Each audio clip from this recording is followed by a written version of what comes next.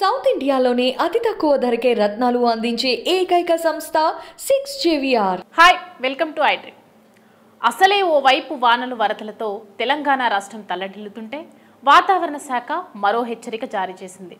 రాష్ట్రంలోని 10 జిల్లాల్లో భారీ నుంచి అతి భారీ వర్షాలు కురిసే అవకాశం ఉందని వాతావరణ శాఖ హెచ్చరించింది. నిన్నటి తీవ్ర అల్పపీడనం ఈ రోజు అల్పపీడనంగా బలహీనపడి ప్రస్తుతం దక్షిణ ఒడిశా పరిసరాల్లోని ఉత్తర ఆంధ్రప్రదేశ్ వద్ద కొనసాగుతోంది. ఈ అల్పపీడనానికి అనుబంధంగా ఉన్న ఆవర్తనం సగటు సముద్ర మట్టం నుంచి 7.6 కిలోమీటర్ల ఎత్తు వరకు కొనసాగుతుంది.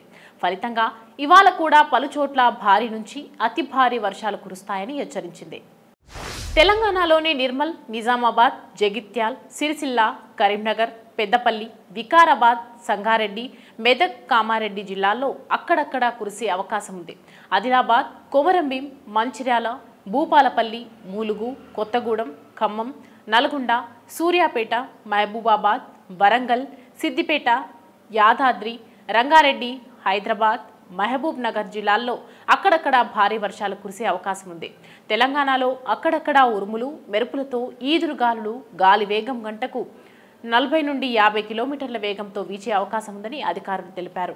ఎగువ రాష్ట్రాల్లో భారీ వర్షాల ప్రభావంతో గోదావరి వరద ఉధృతి ధవళేశ్వరం వద్ద మరో 2 రోజుల వరకు పెరగనున్నట్లు విపత్తుల సంస్థ తెలిపింది. గురువారం రాత్రి 7 గంటలకు గోదావరి వరద ప్రవాహం భద్రాచలం వద్ద 2వ ప్రమాద హెచ్చరిక కొనసాగుతుందని అధికారులు తెలిపారు.